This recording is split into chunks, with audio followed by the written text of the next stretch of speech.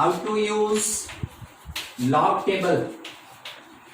ठीक है, पहला चीज आपको एक चीज समझ में आना होगा कि क्या करना है, कैसे करना है। देखिए क्वेश्चन के बेसिस पे हमसे ये बोला गया कि फाइंड वैल्यू ऑफ लॉग। ठीक है, लॉग, और यहाँ पे कुछ बेस नहीं दिया है। अभी आप मान के चलेंगे कि 10 बेस, क्योंकि जो टेबल होता है वो हमेशा 10 बेस पे डिफाइन होता है।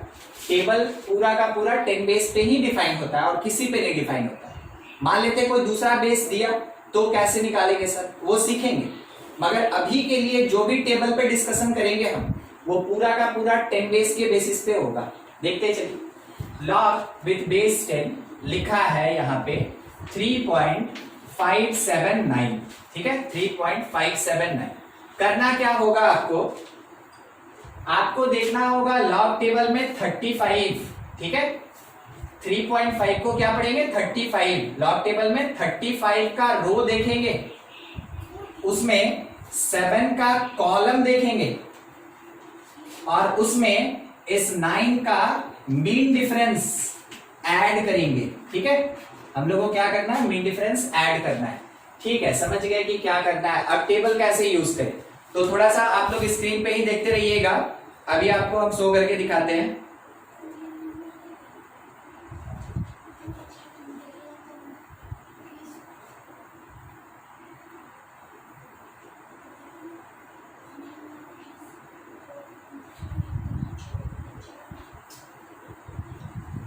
क्या आपके स्क्रीन पे लॉग टेबल आया? Yes sir. हाँ ठीक है, बस देखते चलिए अभी। ठीक है, इसमें आप देख रहे हैं, मेरा कर्सर देखिएगा। देखिए 10 का ये रो कहलाएगा, देख रहे हैं कर्सर कैसे चल रहा है। 10 का ये रो कहलाएगा यहां तक। मान लीजिए 2 का ये कॉलम कहलाएगा, देख रहे हैं कर्सर कैसे नीचे जा रहा है, ये 2 का कॉलम कहलाएगा। समझे? यहां साइड में देखिए, यहाँ पे मीन डिफरेंस लिखा है। सब स्क्रीन पे जो शेयर हो रहा है उसको ध्यान से देखते रहिएगा। यहाँ पे मीन डिफरेंस लिखा है, ये मीन डिफरेंस 1 2 3 4 5 6 7 8 9 का है। ठीक है, अभी मेरे क्वेश्चन में क्या रिक्वायरमेंट, मेरे क्वेश्चन में 35 का रिक्वायरमेंट। ठीक है, तो 35 देखिए 35 आप देखेंगे यहां दिखा 35, कर्सर देखिएगा 35 सबको दिखा? हाँ ना रिस्पॉन्स करते रहिए। हाँ, 35 का ये रो हुआ, 35 का ये रो हुआ, तो बोर्ड पे क्या लिखा है 35 का रो और 7 का कॉलम। तो 35 के रो में, 35 के रो में आगे बढ़ेंगे और ऊपर से देखते आइए 7 का कॉलम। क्या आपको ये नंबर दिखा 5527? सब कंफर्म कीजिए। हाँ ध्यान से देखिए, वो हॉरिजेंटली जाएगा 35 का रो और वर्टिकली आएगा 7 का कॉलम।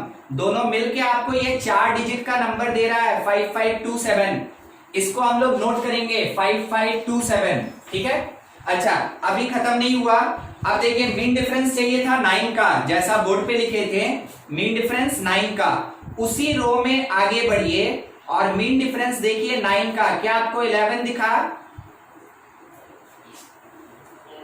ठीक है, 11 सबको देखना होगा। 11, उस 11 को हम लोग यहाँ पे ऐड करेंगे। ठीक है, फिर से एक बार हम बोल रहे हैं, अगर आपको मेरा वीडियो दिख रहा है नहीं दिख रहा है, फिर भी 35 के रो और 7 के कॉलम से 4 डिजिट का नंबर निकालें। उसके बाद उसी का मीन डिफरेंस देखें, 9 के लिए 11 मिला, उसको ऐड करेंगे। आप थोड़ी देर के लिए आप बोर्ड पे आ जाए। ठीक है, देखिए क्या बोले थे 35 के रो में 7 का कॉलम, तो 35 का रो ऐसे चला था, 7 का कॉलम ऐसे आके यहाँ पे आपको 4 डिजिट का नंबर दिया, दैट इज 5527। ठीक है, फिर इसी में हम आगे बढ़े तो मीन डिफरेंस में हम किसके लिए देखें 9 के लिए। जो यहाँ पे डिजिट होगा, 4th पोजीशन पे जो डिजिट होगा उसका मीन डिफरेंस हम लोग देखें, तो यहाँ हमको 11 दिखा। क्या करेंगे, उस 4 डिजिट में जो मीन डिफरेंस के लिए नंबर मिला उसको ऐड करेंगे। जब हम इसको ऐड करेंगे तो रिजल्ट हमको मिलेगा 5538, 5538। ठीक है, अब देखिए आंसर कैसे लिखा जाएगा, ये आप देख लिए ओवरऑल 5538 आया। अब आंसर कैसे लिखा जाएगा,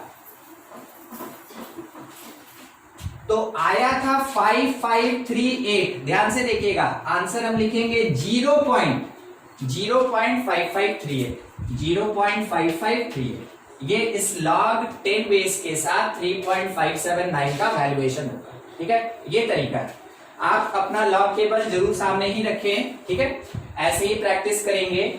अब दूसरा क्वेश्चन एक ले रहे हैं, बस देखने का ही प्रैक्टिस करना है और सीख लेना है। मान लीजिए log 10 बेस के साथ क्या दिया है इस बार 7.9321। आपको सबसे पहले ये बता दें हम, इसमें से मेरे काम का 79 का रो, 3 का कॉलम और इसके साथ में इस 2 का मीन डिफरेंस और वो क्या करना है हमको ऐड करना है। सर ये 1 छूट गया, ठीक है, किसी काम का नहीं, इग्नोर करें इस पार्ट को। यहां जो भी रहेगा इसको आप इग्नोर करें, इसका अब कोई काम नहीं होता है। ठीक है, समझ गए। पॉइंट से पहले और बाद का नंबर मिलके एक 2 डिजिट का नंबर बनेगा, उसका रो, उसके बाद वाले डिजिट का कॉलम देखना है, उसके बाद वाले डिजिट का मीन डिफरेंस ऐड करना है, तो जाके हमको 4 डिजिट का नंबर मिलेगा। फिर से कोशिश कीजिएगा अपने से बताने का। आगे आपके स्क्रीन पे चलिए देखिए, इसमें सबसे पहले हमको 79 का रो चाहिए। नीचे जाएंगे, नीचे एक पेज में 54 तक है, दूसरे पेज में 79 को जाएंगे। 79 सबको मिला 79 का रो, ठीक है। उसमें हम 3 का कॉलम, 79 का रो और 3 का कॉलम देख के बताइए 4 डिजिट का नंबर आपको क्या दिख रहा है? 8998 है वो, ठीक है। और सॉरी 3 का कॉलम ना, हाँ ठीक है, एकदम सही, 8993 बिल्कुल सही। उसमें 2 का मीन डिफरेंस, उसी रो में आगे बढ़िए और 2 का मीन डिफरेंस देखिए कितना है, 1 है। अगर किसी को नहीं दिखा तो फिर से यहाँ पे मेरे कर्सर पे देखिए, आपको दिखेगा 79 के रो में आगे बढ़े और ऊपर से नीचे 2 का कॉलम देखे, 2 का मीन डिफरेंस में 2 का मीन डिफरेंस 1 दिखा, 1 यहाँ पे, ठीक है। 1 यहाँ पे ऐड करेंगे हम लोग, उस 4 डिजिट में ये 1 हम लोग ऐड करेंगे, हाँ, तो क्या हो जाएगा 8994 हो जाएगा, 8994। आंसर क्या लिखेंगे हम लोग, दैट इज इक्वल्स टू 0.8994 लिखेंगे, 0.8994, ठीक है। ये था। चलिए अब थोड़ा सा इससे हटके थोड़ा ये स्टैंडर्ड फॉर्म कहलाता है, अनस्टैंडर्ड पे बात करते हैं, दूसरे टाइप का किस तरीके का होता है देखते चलिए। लॉग बेस 10 के साथ यहां लिखा है 54, फिर 547.233 ऐसा नंबर है और इसका लॉग वैल्यू पूछ रहा है। तो हम लोग को करना क्या होगा ना, सबसे पहले ये जो नंबर दिया है इसको स्टैंडर्ड फॉर्म में रिप्रेजेंट करना होगा। सर स्टैंडर्ड किसको कहते हैं? जब कभी भी पॉइंट से पहले एक नॉन जीरो हो, पॉइंट से पहले एक नॉन जीरो हो, it is called standard form. इसको स्टैंडर्ड फॉर्म कहते हैं, पॉइंट से पहले एक नॉन जीरो। तो आपको समझ में आ रहा है कि ये पॉइंट शिफ्ट करके 54 के बीच में लाना है। तो हम इसको थोड़ा सा अरेंज करके ऐसे लिख सकते हैं कि 5.47233 और मल्टीप्लीकेशन में 10 का पावर 2 होगा। देख रहे हैं ना, ये पॉइंट यहां है, 547 को 5.47 बना दिए, तो उसमें से 100 निकलेगा, यानी 10 का पावर 2 निकलेगा। अब बाय द प्रॉपर्टी आपको इतना छोटा सा चीज तो हम पहले भी बता चुके हैं कि अगर log a इंटू बी होता है तो इसको हम लोग log a plus log b लिख सकते हैं। अगर log a इंटू बी होता है तो इसको log a plus log b लिख सकते हैं। बिल्कुल वो चीज हम आपको दिखा रहे हैं। देखिए ये कहलाया मेरा a, ठीक है, और इनटू ये कहलाया मेरा b। तो हम इसको कुछ इस प्रॉपर्टी के बेसिस पे यहां पे लिख सकते हैं कि वो पूरा नंबर log विथ बेस 10 5.47233 और प्लस log विथ बेस 10 का पावर 2 है, ठीक है। फिर से एक प्रॉपर्टी यूज होगा, वो भी आपको क्लास में बताया गया था जब हम लोग लॉग पढ़ रहे थे। उस समय थोड़ा सा इंट्रोडक्शन तो पहले भी दिए थे ना, जब डोमेन बता रहे थे तो लॉग का, उसी समय का बात है। देखिएगा लॉग जो है, अगर लॉग का बेस a है और यहाँ a का पावर b है, तो ये जो पावर है वो आगे आके मल्टीप्लाई होगा, b log a base a बनेगा, ठीक है। और log a बेस a का वैल्यू जो होता है हमेशा बेस और वैल्यूएशन अगर सेम हो जाए ये 1 होता है। ये सब लॉग का प्रॉपर्टी है, ठीक है। पहले भी बताए हैं, आज भी पढ़ेंगे हम लोग, फिर से इसको पढ़ेंगे, ठीक है। तो अभी के लिए जरूरत हमको इसका, इन दोनों का, कहां पे, इस वाले टर्म में। एक बार ध्यान से देखिए, बेस में 10 दिख रहा होगा, यहाँ वैल्यू भी 10 दिख रहा है और b के जगह पे आपको 2 दिख रहा है, तो क्या होगा, ये जो पावर है वो आगे आके मल्टीप्लाई होगा, तो ये 2 आगे घूम के यहाँ मल्टीप्लाई होगा। तो हम क्या लिख सकते हैं इस लाइन के जस्ट बाद, log विथ बेस 10 5.47233 और इसके साथ 2 log 10 बेस के साथ 10। और इसके लिए अभी अभी जस्ट बताया आपको कि अगर बेस और वैल्यू सेम हो जाए तो ये 1 होता है, यानी ये ब्रैकेट मेरा 1 हो गया। देखते चलिए, ठीक है। कहीं दिक्कत हो रोक के माइक ऑन करके हमसे पूछ ले, आप एक्सक्यूज कर ले। 2 इंटू राइट साइड का काम खत्म। अब रह गया ये फॉर्म, तो लॉग का स्टैंडर्ड फॉर्म, लॉग का स्टैंडर्ड फॉर्म जैसा सीखे थे अभी अभी। टेबल देखेंगे, 54 के रो में 7 का कॉलम और 2 का मीन डिफरेंस, 2 का मीन डिफरेंस। बाकी 33 को क्या करें, इसको इग्नोर करें, इन डिजिट्स को इग्नोर करें, ठीक है। फिर से स्क्रीन पे आ रहा है, देख के हमको बताइएगा, आ गया। अच्छा, 54 का रो, हम 1 मिनट आपको पहुंचा देते हैं, वहां थोड़ा ऊपर होगा वो। देखिए आ गया, सबसे नीचे वाले रो में 54 दिख रहा होगा आपको। 54 के रो में 7 का कॉलम, देख के 4 डिजिट बताइए। 7380, बहुत बढ़िया, 7380। अब उसमें 2 का मीन डिफरेंस देख लें आप, 2 है। जिसको नहीं पता चला एक बार स्क्रीन पे आप देखते रहेंगे, हम कर्सर चला रहे हैं। 54 के रो में 7 का कॉलम, तो नीचे देखिए ना 0 1 2 3 लिखा है ना, बस वैसे 54 के रो में 7 का कॉलम। देखिए यहाँ आपको 7380 दिखा सबको। जिसको अगर नहीं मिल पाया आपको भी सीखना होगा, क्योंकि इंडिपेंडेंटली देखने आना चाहिए। मिल गया 7380। इसी में हमको 2 का मीन डिफरेंस चाहिए, ये रहा 2 का मीन डिफरेंस। देखिए 2 का मीन डिफरेंस कितना है, 2, वो ऐड करेंगे यहाँ पे, तो ये बन गया मेरे पास 7382। 7382 हम लोग अभी अभी सीखे थे ये चीज। देखिए हम लोग अभी अभी सीखे थे कि 7382 अगर आएगा तो आंसर लिखेंगे 0.73, 0.7382 और उसके साथ ऐड करेंगे ये वाला 2। फाइनल आंसर क्या आया, फाइनल आंसर आया मेरे पास 2.7382। किसका वैल्यू है, तो ये पूरा कंप्लीट इसका वैल्यू, इसका, ठीक है। तो हम क्या लिख सकते हैं कि log 547.233 का वैल्यू कितना, 2.7382 होता है। ऐसे कैलकुलेट करते हैं इसको, ठीक है। एक क्वेश्चन आपके लिए हम यहाँ पे लिख रहे हैं, और हम टेबल अगर आपके पास है तो आप वहां से देख लें, नहीं तो हम शेयर करेंगे अभी, वहां से भी देख के लिख सकते हैं। 10 बेस ये लिखा है 11.7912, इसका वैल्यू बताना, पूरा फाइनली बना के हमको वैल्यू दे दीजिए कि क्या होगा, इसके जैसे, इसके जैसे, ठीक है। चलिए जिसके पास है वो अपने टेबल में से देखें, बाकी जिसको जरूरत है आप यहां से देखें। 11 तक पहुंचा देते हैं। हाँ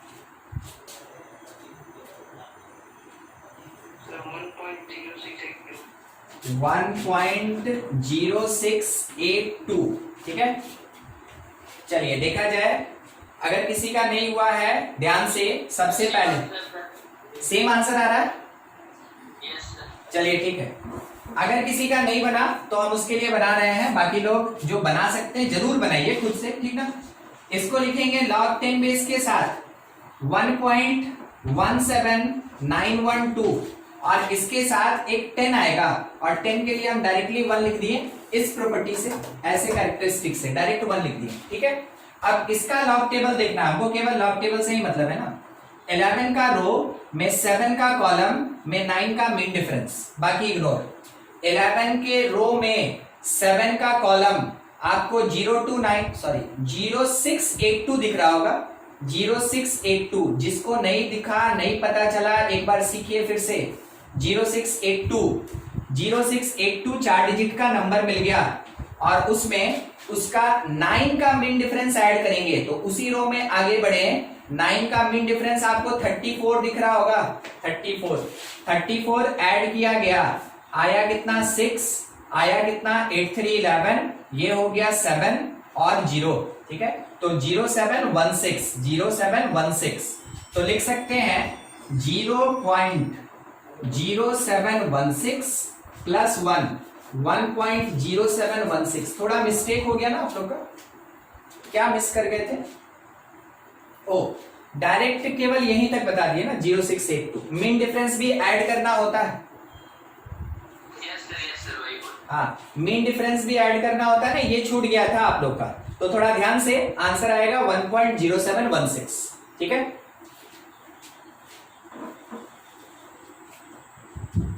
चलिए इसको नोट कर लिया आप बोर्ड से। फिर उसके बाद एंटी लॉग बता दें आपको, वो थोड़ा देखिएगा कि किस तरीके का रहता है।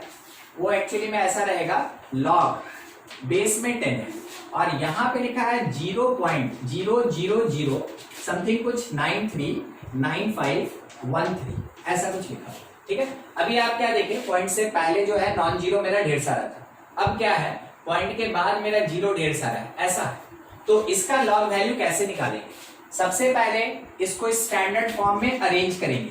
तो स्टैंडर्ड फॉर्म ये कहता है कि पॉइंट से पहले एक नॉन जीरो होना चाहिए। तो पॉइंट कहां लगेगा? क्या 9 3 के बीच में लगेगा? कंफर्म कीजिए हाँ कि ना। Yes sir yes. ठीक है, 9 और 3 के बीच में पॉइंट लगेगा, लिख दिए 9.39513। अच्छा, इनटू में 10 के पावर कुछ आएगा, कैसे निकालते हैं ध्यान दीजिएगा। 1 2 3 4 ऐसा डिजिट्स था जिसके बाद आप पॉइंट डाले, तो 10 का पावर यहाँ पे -4, ठीक है। इस तरीके से लिख सकते हैं बाई द प्रॉपर्टी। कौन सा प्रॉपर्टी? वो मल्टीप्लीकेशन वाला।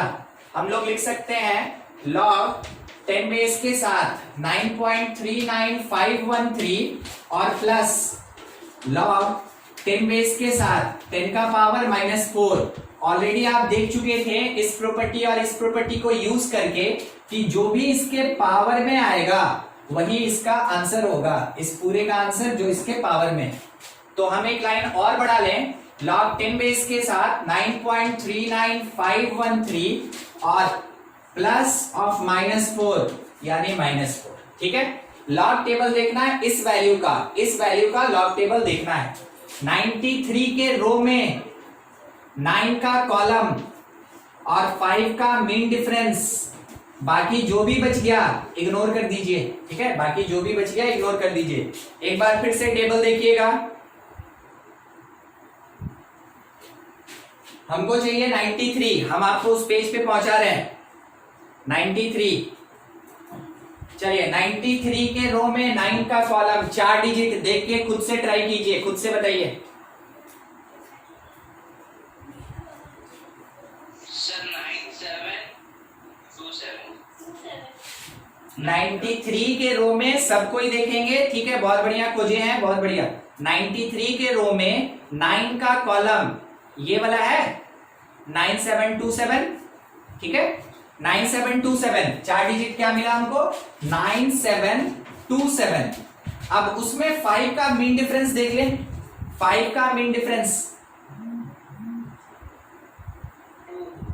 देखिए, यहां 2 है, नीचे से देखिए ना 5 का मीन डिफरेंस, ठीक है, 2 है, 2 इसमें 2 ऐड करेंगे तो ये 9729 हो जाएगा। एक मिनट देख, ये 2 ऐड करेंगे जब मीन डिफरेंस 9729 हो जाएगा। इसका वैल्यू हम लोग लिखेंगे 0.9729 और उसमें माइनस करेंगे 4। अब केवल मैथमेटिकली इसको कैलकुलेट करना रह गया, वही अपना आंसर होगा। तो सब्ट्रैक्ट करेंगे, ठीक है। 10 में से 9 गया 1, 9 - 2 7, 9 - 7 2, 9 - 9 0 और यहाँ पे बच गया मेरे पास 3, -3.027 ये हो जाएगा इसका लॉग वैल्यू, ठीक है। अच्छा, अब आपसे एक छोटा सा सवाल पूछते हैं। आपको क्या इसमें से किसी भी टर्म में दिक्कत है? वीडियो आ रहा है? हाँ सर। ठीक है। अगर आपको देखिए अभी हम स्टैंडर्ड फॉर्म बताएं, उसके बाद ऐसा कोई एक नंबर लेके बताएं और फिर उसके बाद पॉइंट के बाद मेरे पास ढेर सारा जीरो था वैसा नंबर।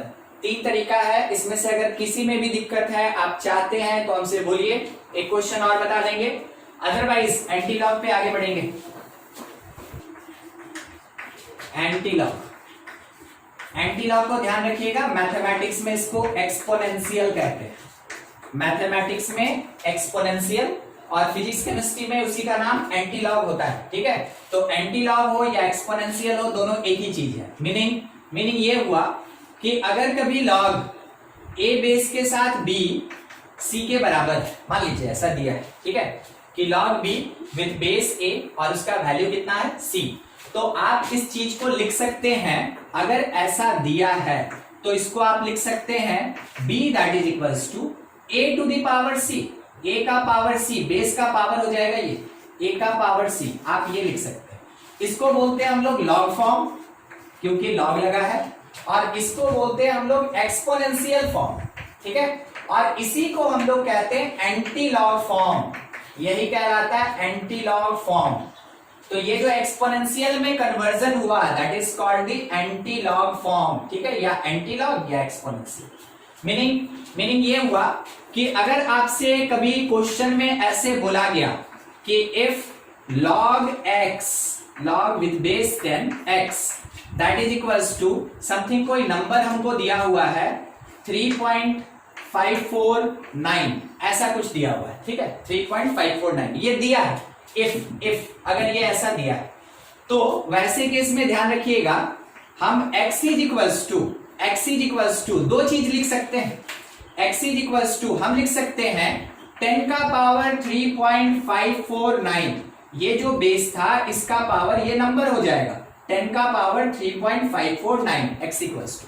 और दूसरा क्या लिख सकते हैं, दूसरा लिखते हैं हम लोग एंटी लॉग ऑफ ये नंबर 3.549। ये केवल लिखने के तरीके में डिफरेंस है और कुछ नहीं, लिखने के तरीके में डिफरेंस है। मैथमेटिक्स में ऐसे लिखेंगे, फिजिक्स केमिस्ट्री में इस तरीके से लिखते हैं। ठीक है, अब दोनों का मीनिंग वही हुआ और दोनों का सेम वैल्यू होगा, वही x का वैल्यू होगा। तो कैसे निकालते हैं हम इसको, अब उस पर बता दें। x मेरे पास है एंटी लॉग ऑफ 3.549, बहुत ध्यान से सुनिएगा किसका क्या होने वाला है। ठीक है, जो भी पॉइंट से पहले होगा, कुछ भी इंटीजर कितना भी बड़ा, ठीक है, जो पॉइंट से पहले होगा हमेशा ये 10 के पावर में जाएगा, गोज टू पावर ऑफ 10,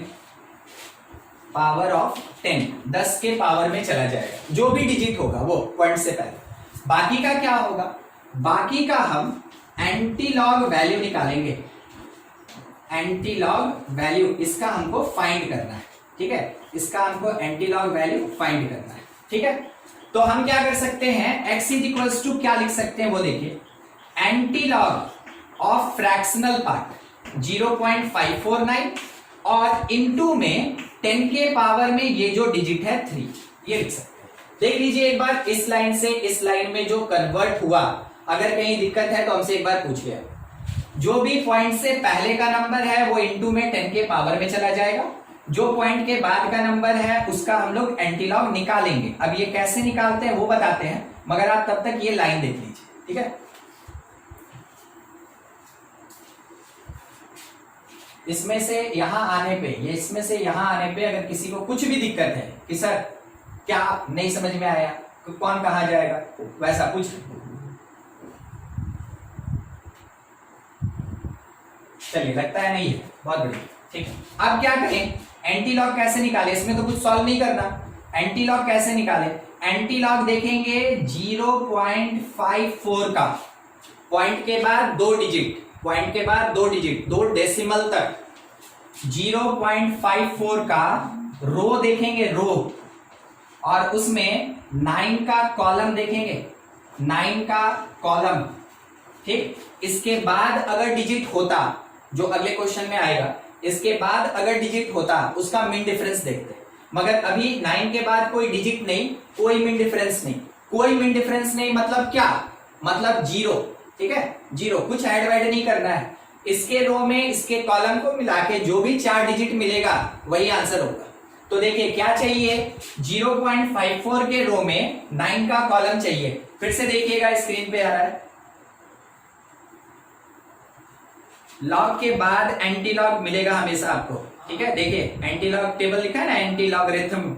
ठीक है, इसमें हमको 0.54 चाहिए। आप थोड़ा डिजिट्स देख लें, स्टार्टिंग में 0.00, 0.01, 02 ऐसे करके दिया है। हमको क्या चाहिए, 54 चाहिए, 54। चलिए 54 के रो में, 0.54 के रो में, ठीक है, हमको 9 का कॉलम चाहिए। 0.54 के रो में 9 का कॉलम कोई बताएगा हमको? 3540। एकदम सही, 3540, 3540। ठीक है, अब देखिए इसको लिखेंगे कैसे। टेबल का काम तो यहां खत्म हो गया, अब इसको लिखेंगे कैसे वो समझिएगा। जब भी मेरे पास रहेगा तो एंटी लॉग इसी तरीके से आप आंसर लिखेंगे 3.540। आप आंसर क्या लिखेंगे, 3.540। 4 डिजिट जो भी मिलेगा उसमें जो स्टार्टिंग का 2 डिजिट है उसके बीच में पॉइंट पुट होगा, इनटू 10 टू दी पावर 3 तो चला आ रहा है, उसको लेके चलेंगे। ये हो गया मेरे x का वैल्यू। ठीक है, ये है x का वैल्यू, ये है anti log. Anti log of पूरा ऊपर से यहां से देखना स्टार्ट करें, इस number 3.549 that is equals to 3.54 into 10 to the power 3। ये होगा इसका एंटी लॉग वैल्यू। यानी कि कोई आपसे ये पूछे अगर कि देखो क्या हुआ, 10 का पावर 3.549, तो आप बोलेंगे ये एंटी लॉग ऑफ 3.549 के बराबर, और दोनों का value 3.54 into 10 to the power 3 के बराबर। ठीक है, दोनों का एक ही मीनिंग होता है। देख लीजिए, एंटी लॉग में कुछ दिक्कत है तो पूछिए।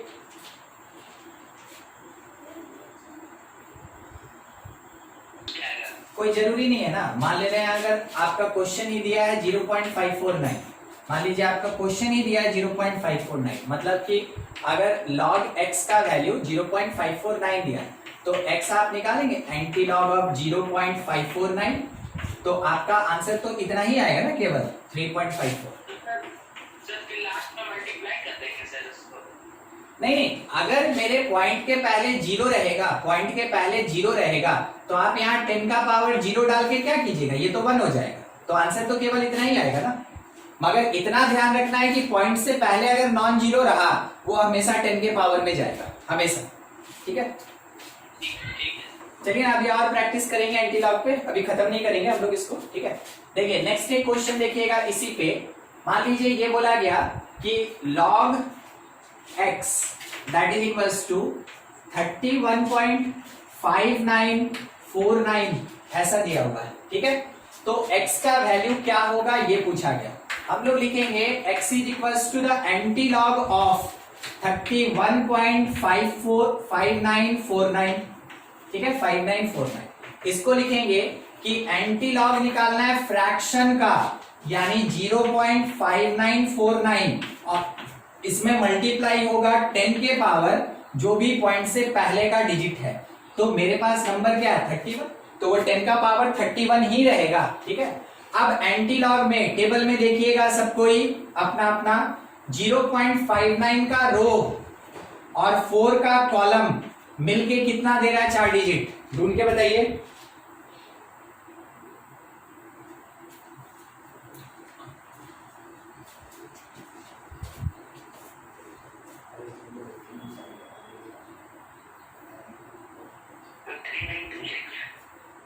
क्या दिया है, 3926। चलिए लिखते हैं 3926। अब उसमें 9 का मीन डिफरेंस देखिए, तो जैसे लॉग में देख रहे थे,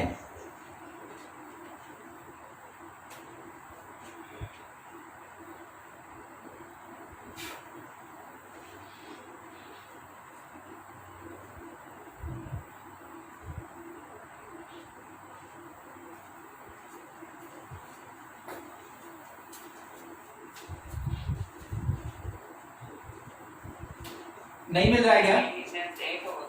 8 8 चलिए ठीक, इसको ऐड किए, ये कितना हो गया 4, ये कितना 3, 3934।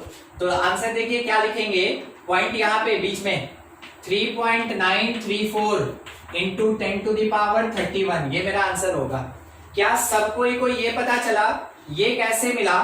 तो 0.59 के रो से और 4 के कॉलम से, ठीक है, ये 4 डिजिट मिला। और ये कैसे मिला? तो ये उसी रो में 9 के मीन डिफरेंस से मिला हम लोग को वैल्यू। तो जब हम लोग इसको ऐड किए तो ओवरऑल मिला 3934, तो हम लोग आंसर लिखेंगे 3.934, और जो भी पॉइंट से पहले का डिजिट था वो 10 के पावर में चला जाएगा। तो फाइनल आंसर मेरे पास ये हुआ कि एंटी लॉग अगर हमको निकालना है 31.5949 का, तो उसका वैल्यू होगा 3.934 इंटू 10 पावर 31, ठीक है, ये चीज।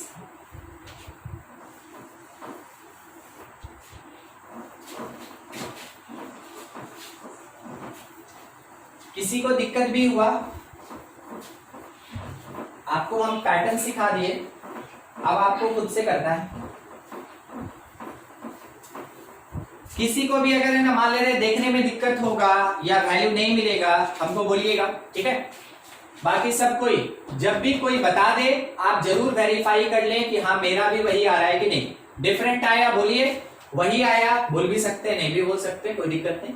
आगे देखिए अब हम एक्चुअल में यहां पे बात कर रहे हैं ना, यहां पे एक्चुअल में कॉन्सेप्ट ले रहे हैं anti log of negative number, anti log of negative number, ठीक है। लॉग कभी नेगेटिव नंबर का नहीं निकलता है, वो हो ही नहीं सकता है, मगर एंटी लॉग नेगेटिव नंबर का निकल सकता है। तो वो चीज सीख रहे हैं आप, उस पर ध्यान दीजिएगा। नेगेटिव का सिंपल सा, मान लीजिए हमसे बोला कि एंटी लॉग निकाल के दिखाओ, -3.4525 का एंटी लॉग नेगेटिव नंबर। तरीका क्या होता है देखते चलिएगा। पहला क्वेश्चन है एक्सप्लेन करके बता रहे हैं, फिर एक समरी दे देंगे। हम इसको चाहें तो ऐसे लिख सकते हैं -3 और -0.4525। हम इसको देखिए ऐसे लिख सकते हैं, इस नंबर को ऐसे लिख सकते हैं। ये इंटीजर हो गया, ये फ्रैक्शन हो गया। अब हम क्या कर रहे हैं कि इसमें खुद से 1 ऐड करेंगे और सब्ट्रैक्ट करेंगे। तो -3 -1 +1, 1 सब्ट्रैक्ट किए 1 ऐड किए, बाकी नंबर लिख दिए 0.4525। अब कौन किसके साथ रहेगा थोड़ा वो समझिएगा। आप जो 1 सब्ट्रैक्ट किए वो इंटीजर के साथ रहेगा, जो 1 सब्ट्रैक्ट किए वो इंटीजर के साथ रहेगा, और जो 1 ऐड किए वो फ्रैक्शन के साथ रहेगा, ठीक है। मतलब कि जो भी फ्रैक्शन दिया है उसको 1 में से सब्ट्रैक्ट करना है, जो भी इंटीजर दिया है उसमें -1 करना है। तो इस पूरे पार्ट को अगर हम चाहें तो लिख सकते हैं कि एंटी लॉग ऑफ -4 और +1 में से इसको सब्ट्रैक्ट कीजिए, 1 में से इसको सब्ट्रैक्ट कीजिए, 5 7 4 5, इतना आएगा 0.5475। अब क्या करें तो ध्यान से अब लिखेंगे anti log of fraction, anti log of fraction 0.5475 और इनटू में 10 के पावर ये इंटीजर -4। देख रहे हैं -4 + 0.5475 था, तो किसका क्या हुआ, इंटीजर गया 10 के पावर में, और जो फ्रैक्शन था उसका हम एंटी लॉग निकालने के लिए तैयार हैं, जिसमें से हमको टेबल देख के ही वैल्यू लिखना होगा। तो नीचे वाला पार्ट देख के आपको इतना पता चल गया होगा कि 0.54 के रो में 7 का कॉलम देखना है। देखना स्टार्ट कीजिए, 4 डिजिट बताइए।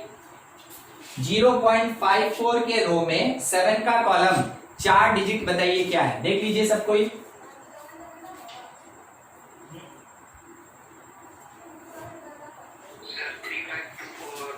3524, बहुत बढ़िया। अच्छा, उसमें 5 का मीन डिफरेंस ऐड करना होगा, तो 5 का मीन डिफरेंस देखिए 4, ठीक। तो ये आया 3528। आंसर क्या लिखेंगे, ऊपर लिख रहे हैं, आंसर लिखेंगे 3.528 और उसके साथ 10 के पावर में कितना लिखा है -4, -4। ये मेरा आंसर हुआ। ये किसका आंसर हुआ? तो it is the antilog value, it is antilog value of -3.4525 और उसका वैल्यू कितना है? 3.528 इंटू 10⁻⁻4। ठीक है, ऐसे नेगेटिव नंबर का हम लोग एंटीलॉग निकालते हैं। तो नेगेटिव नंबर के एंटीलॉग में हमेशा 10 का पावर जो रहेगा वो नेगेटिव रहेगा, हमेशा 10 का पावर ही नेगेटिव होता है। ठीक है, देखिए एक क्वेश्चन आपके लिए बिल्कुल इसी तरीके का है, खुद से सॉल्व करेंगे। एंटीलॉग निकालना है -2.5031 का। एकदम कॉन्सेप्ट वही रखिएगा, हम आपको थोड़ी दूर लेके चलते हैं। एंटीलॉग निकालेंगे 1 माइनस फ्रैक्शन का 0.5031 और इनटू में 10 के पावर -2 लिखा है तो ये -3 होगा, -4 लिखा है तो -5 होगा। आपको एंटीलॉग किसका निकालना है समझते चलिएगा।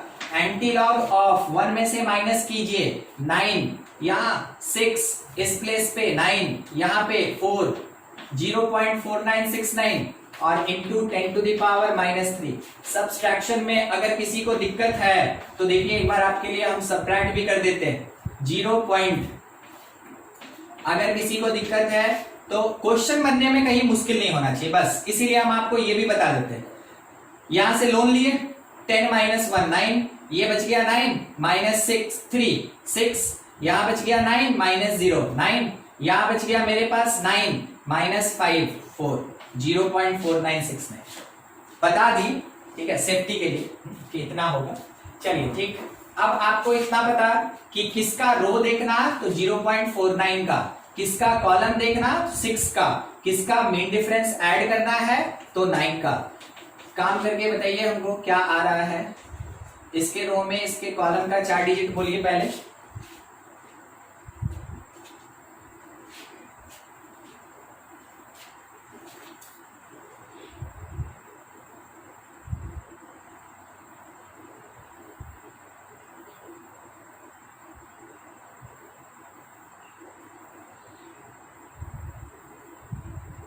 नहीं मिला? 3.139 वो फाइनल आंसर आ गया। अच्छा ठीक, चलिए ठीक है। आप लोग में से जिसको भी 0.49 के रो में 6 का कॉलम मिला हो 4 डिजिट, आप चाहे तो वो बोल सकते हैं, नहीं तो एक बार फाइनल आंसर बोलिए। कितना बोले?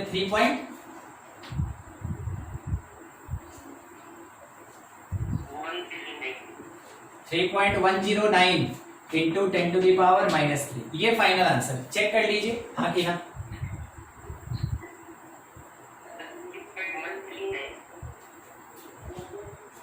3.139। ठीक है, देख लीजिए, ये हो जाएगा इसका एंटीलॉग वैल्यू। ठीक है, ये होगा एंटीलॉग वैल्यू। अगर किसी को दिक्कत है कुछ भी समझने में, इसमें दो ही तरीके का होता है, या तो पॉजिटिव रहता है नहीं तो नेगेटिव रहता है। इसमें दो ही पैटर्न होता है, लॉग वाले में 3 पैटर्न होता है, इसमें दो ही पैटर्न होता है, या तो पॉजिटिव रहेगा नहीं तो नेगेटिव रहेगा। कुछ इस तरीके से एंटीलॉग निकालते हैं हम। यहाँ पे कुछ नंबर्स लिख दे रहे हैं, कुछ क्वेश्चंस दे दे रहे हैं लॉग एंटीलॉग से, आप घर पे जरूर बना लीजिएगा। ठीक है, नोट करते चलिएगा। लॉग हमको चाहिए 3.3335, इसका वैल्यू। दूसरा क्वेश्चन लॉग बेस में कुछ नहीं दिख रहा है तो 10 बेस होगा, वो चेंज करना हम बताएंगे अभी। यहाँ लिखा है 31.3131।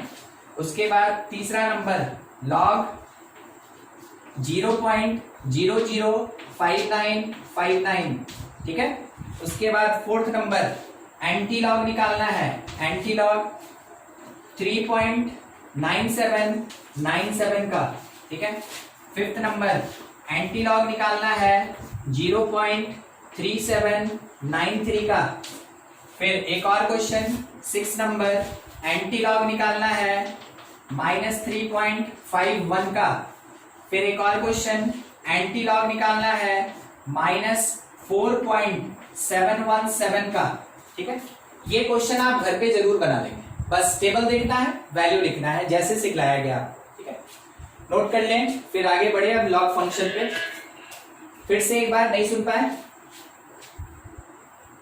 सर, ये नेगेटिव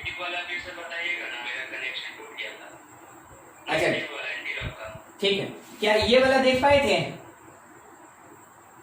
नहीं, नहीं सर, वही उसी से वही कनेक्शन ये हो गया था। अच्छा ठीक है, ठीक है। देखिए क्या करते हैं, अगर एंटी लॉग किसी नेगेटिव नंबर का निकालना है, एंटी लॉग अगर किसी नेगेटिव नंबर का निकालना है, तो जो भी इंटीजर होगा, ये समझते हैं ना, पॉइंट से पहले इंटीजर, पॉइंट के बाद फ्रैक्शन, जो भी इंटीजर होगा उसमें -1 करते हैं, जो भी इंटीजर होगा उसमें -1 करते हैं, और जो फ्रैक्शन होगा उसको 1 में से माइनस करते हैं, फ्रैक्शन को 1 में से माइनस करते हैं।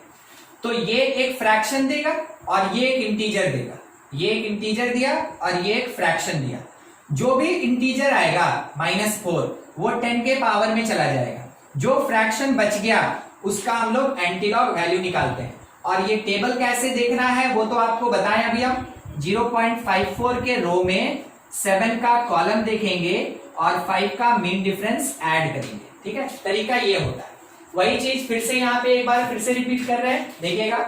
अगर एंटीलॉग -2.5031 का निकालना है तो एंटीलॉग निकालेंगे 1 माइनस फ्रैक्शन का, 1 माइनस फ्रैक्शन का एंटीलॉग निकालेंगे, और उसके मल्टीप्लीकेशन में 10 का पावर जो भी इंटीजर दिया है उससे 1 यूनिट लेस, यानी -2 दिया है तो यहाँ -3 लिखेंगे, -7 अगर दिया रहता यहाँ -8 लिखते हैं।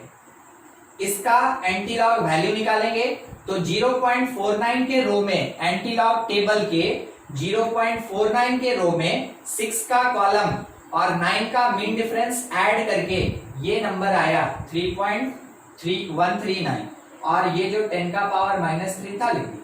अगर क्लियर हो गया तो ठीक है, नहीं तो एक और क्वेश्चन बताएंगे, आप उसको नोट कर लें। अच्छा हो गया ना, ठीक। अगर इस ठीक, किसी को भी अगर कहीं दिक्कत है ना, अगर कि सर लॉग में एक क्वेश्चन बता दीजिए या एंटी लॉग में प्लस या माइनस, आप हमसे पूछ सकते हैं, अगर किसी को भी दिक्कत है तो। 6-7 में एंटीलॉग -3 पॉइंट के बाद क्या लिखे हो? 6th number -3.51, -3.51। 7 में एंटीलॉग ऑफ -4.717, -4.717 ये लिखा है लास्ट वाला। और किसी को कोई दिक्कत है? तो कैमरे को तो राइट साइड कर दीजिए। उधर नहीं दिख रहा है क्या? ठीक है, यस सर।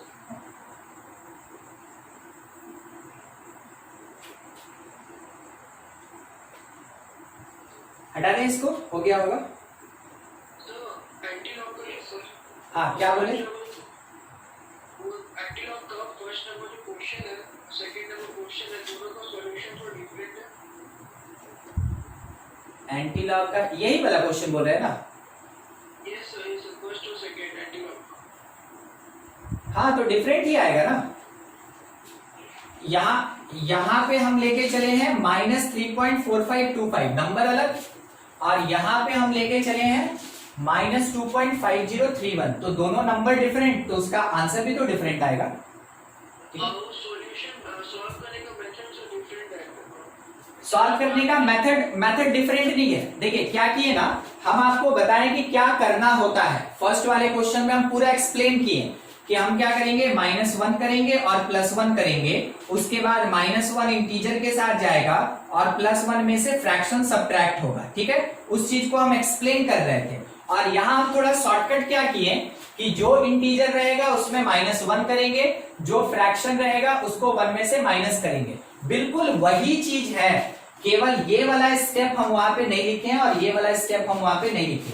यहाँ पे 2 स्टेप हम कम कर दिए हैं बस, और कुछ नहीं हुआ है, ठीक है, तरीका वही। ओके चलिए हटाते हैं इसको, चलिए आगे बढ़ा जाए। फंक्शन का जो रियल फंक्शन का टाइप था उसी में लॉगरिथमिक फंक्शन, लॉगरिथमिक फंक्शन अब इस पे डिस्कशन करेंगे, ठीक है।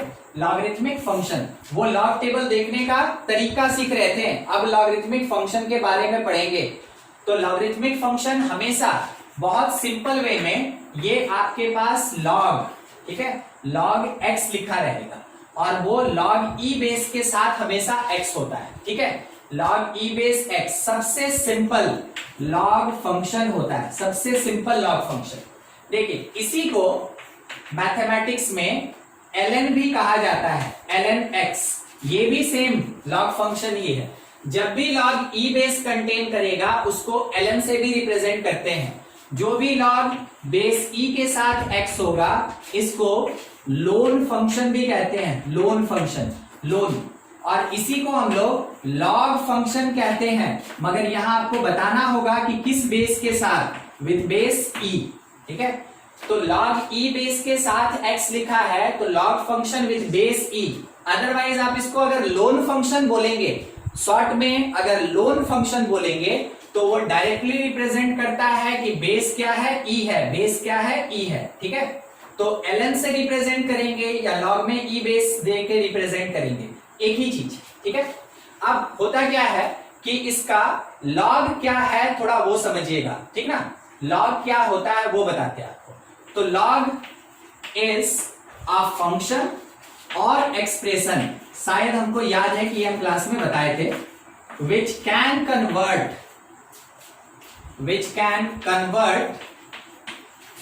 product into sum या addition and difference into convert difference into division, ठीक है। मेरा mistake, convert division into difference, वो किस में कन्वर्ट कर देगा, डिफरेंस में। मतलब बेसिक पार्ट यही है कि अगर log में a इंटू बी लिखें तो ये सम में रिप्रेजेंट होगा, log a plus log b लिखेंगे इसको, ठीक है। अगर log में a बाई बी लिखें, a बाई बी डिवीजन में लिखें तो इसको लिख सकते हैं log a minus log b, log यही कहता है, ठीक है। ढूंढने वाले थे नेपियर, ठीक है, और उनको मैथमेटिक्स से बहुत ज्यादा चिढ़ था, मैथमेटिक्स से वो इतना ज्यादा घबराते थे और उनको है ना खराब लगता था मैथ पढ़ने में, कि वो सोचते थे कि मैथ से कैसे बचा जाए, और बचते बचते क्या हुआ कि वही लॉग खोज के निकाल दिए, ठीक है। और लॉग पूरे मैथमेटिक्स का सबसे कॉम्प्लिकेटेड पार्ट होता है, पूरे मैथमेटिक्स का, चाहे जहां तक आप पढ़ लीजिए। लॉग आया, क्वेश्चन का लेवल जो है ना 3 लेवल राइज कर जाएगा वो। अगर मान ले रहे क्वेश्चन 1 लेवल का है, उसमें लॉग लग गया, वो 3 लेवल राइज कर जाएगा। ऐसा होता है लॉग का प्रॉपर्टी और इससे रिलेटेड क्वेश्चंस, तो इस पे थोड़ा विशेष ध्यान रखिएगा। आदमी कभी कभार ना चाहते हुए भी कुछ कुछ खोज के निकाल देता है, ठीक है, और हम लोग को यहाँ पे पूरा लॉग पढ़ना हो जाता है, ठीक है।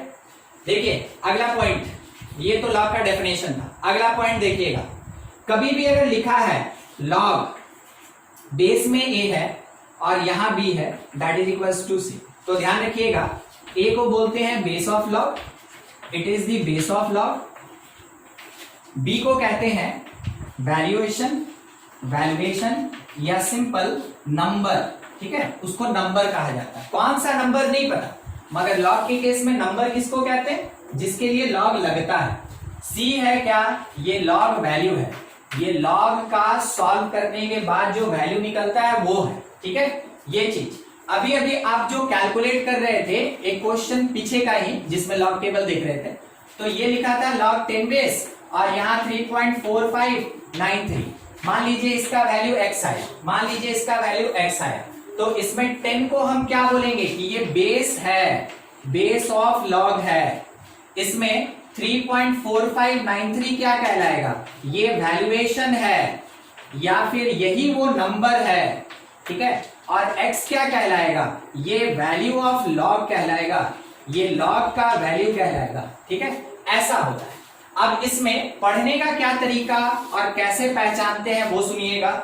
अगर आपके पास लिखा है लॉग बेस a के साथ b that is equals to c, मान लीजिए ऐसे लिखा है कि a जो है वो बेस में है और b वैल्यू है और c लॉग का वैल्यू है, तो हम लोग इसको पढ़ते हैं कैसे कि a to the power c that is equals to b। ध्यान दीजिए, अगर लॉग बेस में a रखा है और ये b पे अप्लाइड है और इसका वैल्यू c आ रहा है, तो उसको सॉल्व करने के लिए हमेशा कुछ इस तरीके से पढ़ा जाता है। ये बेसिक पार्ट, ये कहीं से जनरेट नहीं हुआ, it is the fundamental part. तो फंडामेंटल पार्ट हमेशा अपना सेल्फ एग्जिस्टेंस रखता है और इसका डिराइव फॉर्म ये होता है। तो देखिए लॉग ए बेस के साथ बी का वैल्यू निकालना है और उसका वैल्यू कितना आया c। हम पढ़ेंगे a to the power c, a to the power c that is equals to b, a to the power c that is equals to b। सोच के जवाब दीजिएगा। अब इसी लाइन के बेसिस पे क्वेश्चन है। क्वेश्चन ये है कि लॉग, ठीक है, लॉग यहाँ पे 3, यहाँ पे x और इस जगह पे 2, तो हमसे पूछा गया बोलो x कितना। हम क्या बोलेंगे? एकदम से हम बोलेंगे कि जो 3 का पावर, बेस का पावर, इधर का वैल्यू 3 का पावर 2 x के बराबर होगा, 3 का पावर 2 x के बराबर होगा, ठीक है, 3 का पावर 2 x के बराबर होगा। तो 3 का पावर 2 मतलब 9 होंगे, ठीक है। नेक्स्ट क्वेश्चन देखते चलिएगा उसी में से। मान लीजिए लॉग यहाँ 2 बेस लिखा है और इस प्लेस पे लिखा हुआ है मेरा 16 that is equals to x। हमसे पूछा गया x कितना, हाँ 4। तो हम पढ़ेंगे ना 2 का power x that is equals to 16। हम क्या पढ़ेंगे? 2 का power x is equals to 16 और 16 के बारे में आप जानते हैं 2 का पावर 4 होता है। तो इसका मतलब x कितने के बराबर? 4 के बराबर। तो x इज इक्वल्स टू 4। कुछ इस तरीके से हम लोग लॉग को आइडेंटिफाई करते हैं, ठीक है। नोट करें फिर आगे बढ़ा जाए।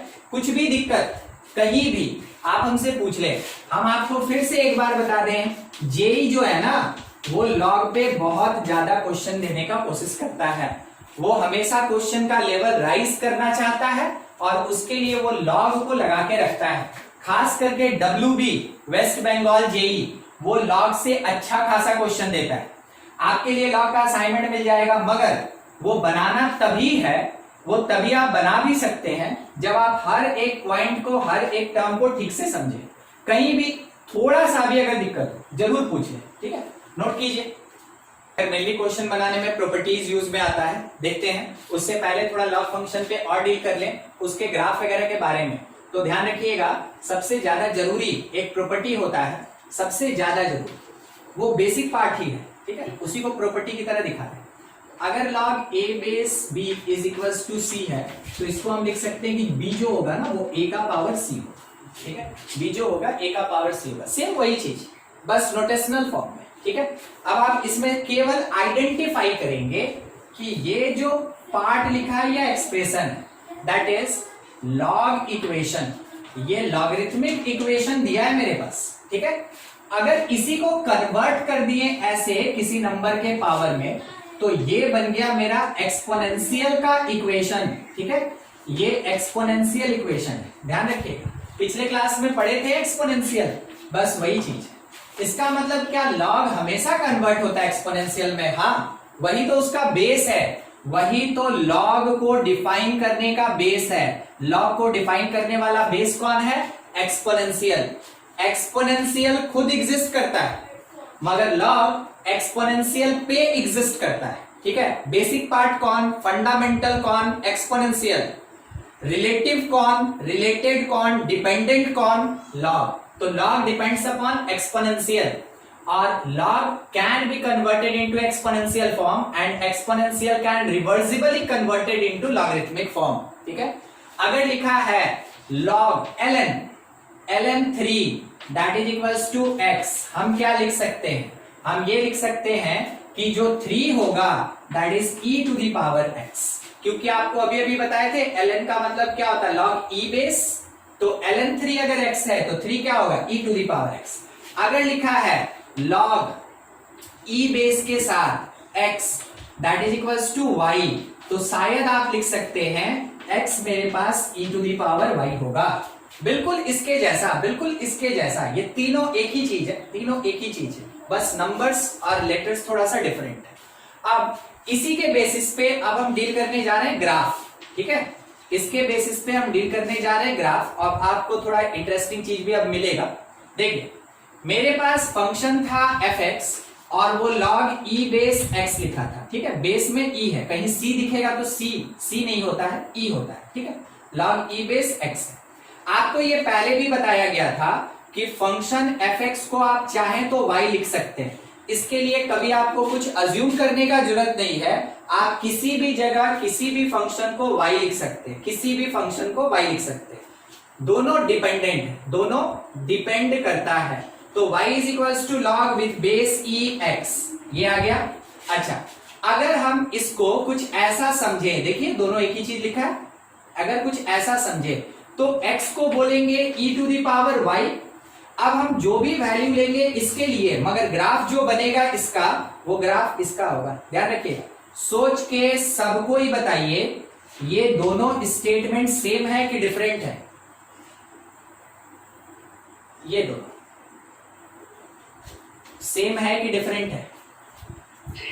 सेम है, ठीक है, एकदम सेम है। बस हम आपसे यही सुनना चाह रहे थे, आप आइडेंटिफाई कर पा रहे हैं कि नहीं, ये दोनों सेम है कि नहीं? ये दोनों सेम है, ये दोनों आइडेंटिकल है, बस रिप्रेजेंट करने का तरीका बदल गया। मगर यहां जो x का वैल्यू और y का होगा, यहां पे भी वही x का और y का वैल्यू होगा। और एक चीज आपसे पूछना चाहते हैं, ये इसके साथ सेम है कि डिफरेंट है? ये इसके साथ सेम है कि डिफरेंट है? सेम है, ये भी सेम है।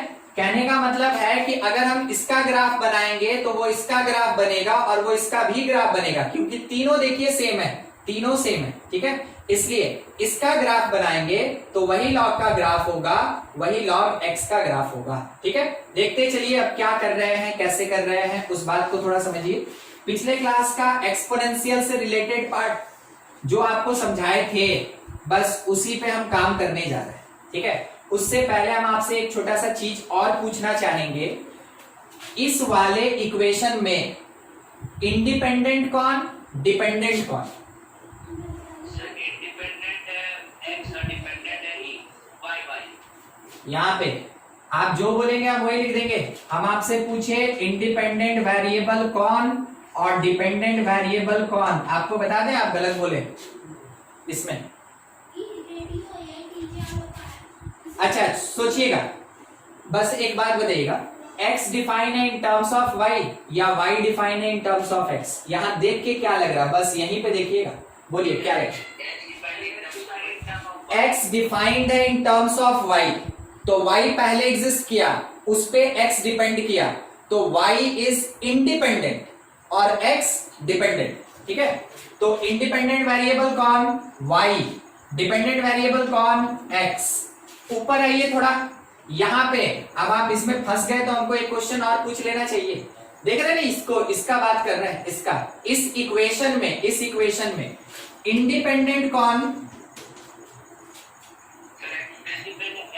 x है, क्योंकि आप ये बोल सकते हैं y defined in terms of x। यहां पे इंडिपेंडेंट x है और यहां डिपेंडेंट तब कौन हो गया, y।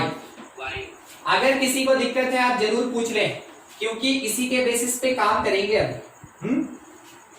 चलिए आप माइक ऑन करके कभी भी पूछ सकते हैं, कोई दिक्कत नहीं। इंडिपेंडेंट बोले y को, तो y का वैल्यू खुद से अज्यूम करेंगे, ठीक ना, y का वैल्यू खुद से अज्यूम करेंगे। तो आपको बताए थे एक्सपोनेंशियल में हमेशा अज्यूम करते हैं माइनस इंफिनिटी, जीरो और प्लस इंफिनिटी, यही तीन चीज हम लोग अज्यूम ही करते हैं, और इसको छोड़ के किसी का कोई काम नहीं। सोच सोच के जवाब दीजिएगा। अगर y के जगह जीरो रख दें, y के जगह जीरो रख दें, x का वैल्यू क्या आएगा, वन आएगा। अच्छा, अगर y के जगह इंफिनिटी रख दें, y के जगह इंफिनिटी, तो x का वैल्यू क्या आएगा, नहीं, e का पावर इंफिनिटी, और e का पावर इंफिनिटी हमेशा किसके बराबर, इंफिनिटी के बराबर, ठीक है।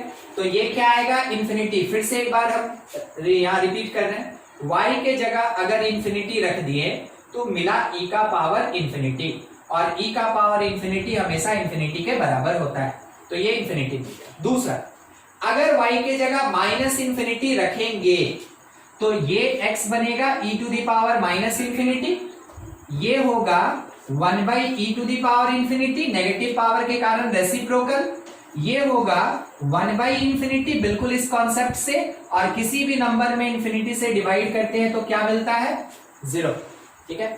किसी भी नंबर में इंफिनिटी से डिवाइड करेंगे क्या मिलेगा, जीरो, यानी यहाँ पे वैल्यू आ गया मेरा जीरो। इसमें से तीन सेट है, तीनों सेट में से अगर कोई भी सेट आपको नहीं समझ में आया कि सर कैसे आया, तो हमसे पूछ ले आप।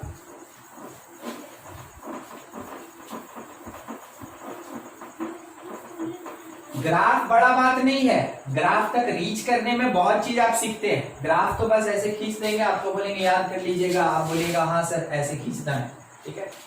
देखिए अब इसमें थोड़ा समझने का कोशिश कीजिएगा, कौन कहां कैसे जा रहा है। ध्यान से, x 0 हो रहा है, ऑब्वियस सी बात है y के करीब होगा, और y हो रहा है माइनस इंफिनिटी, ठीक है ना। ये मेरा एक डिसाइडिंग फैक्टर, ये मेरा एक deciding factor. y minus infinity नीचे होगा कि ऊपर होगा?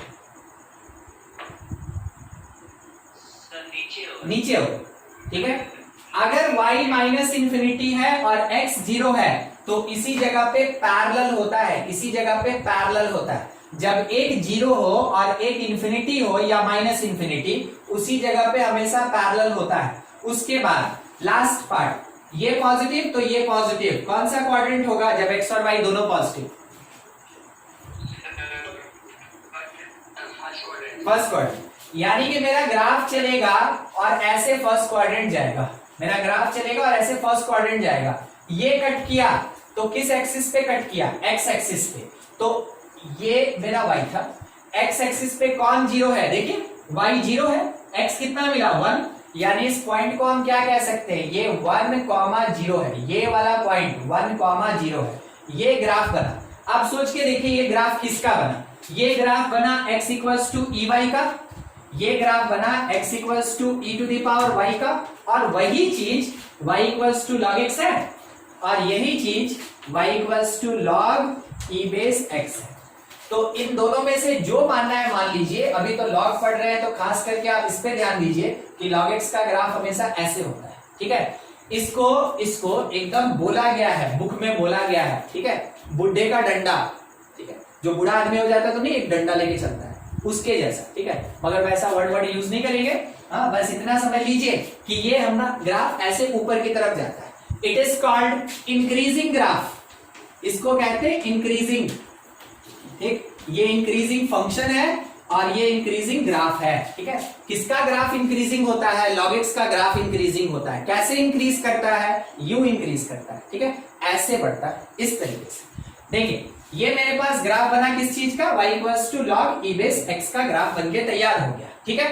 कैसे आइडेंटिफाई करेंगे? फिर से एक बार आप पीछे नंबर पे आइए। 0 minus infinity, x 0 y minus infinity, वो हमेशा इसके साथ पैरेलल करेगा। एक 0 एक इंफिनिटी या माइनस इंफिनिटी पैरेलल करेगा। उसके बाद कौन से क्वाड्रेंट में गया? तो x पॉजिटिव y भी पॉजिटिव, फर्स्ट जाएगा और कर्व बना के जाएगा, ठीक है। देखते चलिए, सेकंड नंबर लेके चल रहे हैं। मान लीजिए fx इज इक्वल्स टू, फिर डोमेन पे बात करेंगे। fx is equals to minus log, और यहां पे x लिखा है e के साथ, minus log e base x। पहला काम y is equals to minus log e base x। दूसरा काम एक्सपोनेंशियल में कन्वर्ट करें, तो एक्सपोनेंशियल में कन्वर्जन के लिए x इज इक्वल्स टू, ध्यान से समझिए, पहले नेगेटिव आया तो माइनस y बना, बाद में e के पावर चला गया, तो क्या हम इसको e to the power minus y लिख सकते हैं? कंफर्म कीजिए हाँ कि ना। ठीक है, ये मेरा एक्सपोनेंशियल आ गया। जैसे एक्सपोनेंशियल आया, मेरा पहला काम होगा ऐसा एक टेबल बनाना, ऐसा एक टेबल बनाना, और उस टेबल से रिलेटेड हमको वही सब वैल्यू लेके चलना है जो वहां लिखा है। हर बार आपको वही लिखना है, कुछ नया नहीं। x y, y इंडिपेंडेंट लिए माइनस इंफिनिटी, 0 और इंफिनिटी। ध्यान से देख देख के आप हमको बताते चलिए क्या वैल्यू होगा, खुद से सॉल्व कीजिए, बताइए क्या होगा। x is equal to e to the power minus y. First क्या होगा बताइए, सेकंड क्या होगा, थर्ड क्या होगा, बोलिए। जीरो होगा sir, e to the power minus, ये फर्स्ट वाला, हाँ सर 0 होगा। ठीक है, फर्स्ट वाला 0, सेकंड वाला सेकंड वाला 1, थर्ड वाला, सर फर्स्ट वाला इंफिनिटी होगा। फर्स्ट वाला इंफिनिटी, ठीक है, सेकंड वाला सेकंड 1, थर्ड वाला सर 0। 0। देखिए एक आंसर ये मिला हमको, एक सेट ये बना, इसका सेट कंप्लीट नहीं हुआ मिनाल। देख लीजिए सर, हाँ तो कितना आएगा? इंफिनिटी लिख दीजिए, मान 4। हाँ ये सही है, ये सही है, ठीक है, वो सही है नीचे वाला, ठीक है। देखिए कैसे, जिससे नहीं बना एक बार ध्यान दीजिएगा, e to the power minus y, पहली बार में y के जगह माइनस इंफिनिटी पुट किए, y के जगह माइनस इंफिनिटी पुट किए, तो e का माइनस तो पहले से लगा और y के जगह लिखेंगे ना माइनस इंफिनिटी, तो ये देगा e का पावर इंफिनिटी जो इंफिनिटी होता है, ठीक है। दूसरी बार में x y के जगह जीरो पुट करेंगे तो e का पावर माइनस जीरो, क्या फर्क करेगा ये माइनस, कुछ नहीं, तो e का पावर जीरो 1 होगा। तीसरी बार में y के जगह इंफिनिटी पुट करेंगे तो y के जगह इंफिनिटी पुट करेंगे तो e का पावर माइनस इंफिनिटी, अभी बताए थे इधर साइड में e का पावर माइनस इंफिनिटी जीरो होता है, तो ये वैल्यू देगा जीरो। यानी फर्स्ट में हमको लिखना है इंफिनिटी, सेकंड में हमको लिखना है 1 और थर्ड में लिखना है जीरो। एकदम सही, सेकंड वाला सही था, ठीक है। सबको ही समझ गए कि कैसे आया वैल्यू, किसी को दिक्कत हो तो आप हमसे जरूर पूछ लें, ऑलरेडी डिस्क्राइब्ड है, हटा दें। चलिए ठीक, हम आपसे एक चीज चाहते हैं कि आप हमको ये बता दें कि पैरेलल करने वाला फर्स्ट होगा, सेकंड होगा, थर्ड होगा, कौन सा होगा पैरेलल करने वाला, ऐसे पैरेलल करने वाला कौन होगा? नहीं, हम बोले क्या, जहां जीरो और प्लस माइनस इंफिनिटी होगा पैरेलल करने वाला वही होगा। जहां जीरो के साथ प्लस इंफिनिटी है या जीरो के साथ माइनस इंफिनिटी है वही पैरेलल करने वाला होगा। तो पैरेलल करने वाला है थर्ड कॉलम, जीरो और इंफिनिटी। सोच के बोलिए, y अगर इंफिनिटी है तो y पॉजिटिव है, y पॉजिटिव ऊपर होता है कि नीचे होता है? ऊपर होता है, यानी कि पैरेलल होगा कुछ इस साइड ऐसे पैरेलल होगा। उसके बाद कट कहां किया, अच्छा वो छोड़िए ना, ये देखिए x पॉजिटिव y नेगेटिव, कौन सा क्वाड्रेंट है x positive y negative? Fourth quadrant, यानी कि ये ग्राफ ऐसे नीचे गिरेगा और ऐसे चला जाएगा, ठीक है। तो बीच में कट कहां किया, दिस पॉइंट इज 1, 0, ये मेरा x एक्सिस था और ये पतला सा मेरा y एक्सिस, ठीक है। देखिए ऊपर है log x का ग्राफ, नीचे से ऊपर की तरफ गया, यहां है माइनस log x का ग्राफ, ऊपर से ऐसे नीचे की तरफ आया।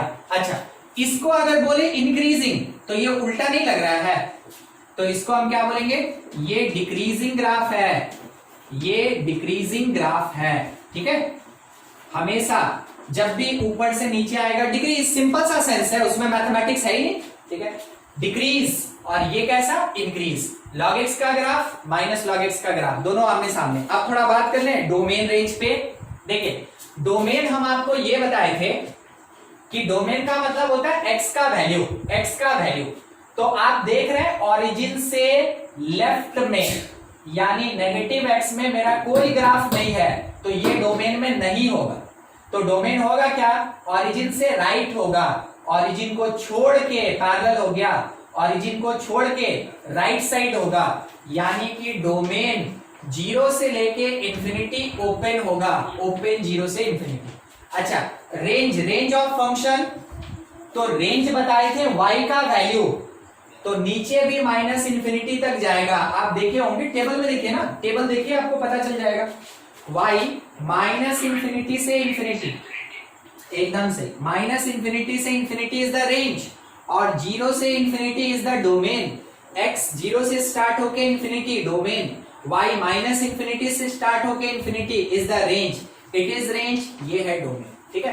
तो हम यहाँ रेंज लिख सकते हैं क्या, माइनस इंफिनिटी से इंफिनिटी, कहने का मतलब ऑल रियल नंबर, ठीक है। अच्छा सोच के बताइए अब इसका डोमेन बोलिए, खुद से आप ट्राई करें, डोमेन नहीं डोमेन क्या बोले, डोमेन क्या बोले, जीरो से इंफिनिटी, डोमेन जीरो से इंफिनिटी, डोमेन जीरो से इंफिनिटी। रेंज बोलिए, माइनस इंफिनिटी से इंफिनिटी, हमेशा छोटा लेफ्ट में बड़ा राइट में, चाहे कुछ भी दिखे, छोटा हमेशा लेफ्ट में बड़ा राइट में लिखने का ये तरीका होता है। ये हो गया मेरा डोमेन और range of the log function. Note करें आप, आगे से पूछा जाएगा लॉग का ग्राफ कैसा होता है, आप बोलिएगा ऐसा होता है, ठीक है। आपसे पूछेगा कि अब इसके बाद हम आपको ट्रांसफॉर्मेशन दिखाएंगे, सिंपल लॉ का ग्राफ बोलेगा ऐसा होता है, बोलेगा ये क्या किए, तो देखिए यहाँ पे ना 10 पे कट करके चला गया, ये मेरा y एक्सिस है, ये मेरा x एक्सिस है, it is the graph of log x। आपको ग्राफ से रिलेटेड यही चीज याद रखना है। मगर कोई बड़ा चीज आ जाए, कुछ चेंज करके आ जाए, उस समय कैसे बनाते हैं ये जब तक पता नहीं रहेगा बना नहीं पाइएगा। log x का ग्राफ यूं होता है, ऐसे ऊपर की तरफ, ठीक है, स्लोप लेके ऐसे ऊपर चला जाएगा, ये तो याद हो गया, एक चीज था छोटा सा याद हो गया। मगर उसमें कुछ चेंज कर देगा तो कैसे बनाएंगे, उसके लिए आपको इतना डिस्क्रिप्शन दिया जा रहा है, बेसिक पार्ट दिया जा रहा है। नोट करें फटाफट। थोड़ा और दो चीज और है इस लॉग में, ग्राफ से ही रिलेटेड डील करना चाहते हैं जल्दी जल्दी। और कहीं भी किसी वैल्यू में, ग्राफ में कहीं भी अगर दिक्कत है किसी स्टेटमेंट में तो पूछ लीजिए।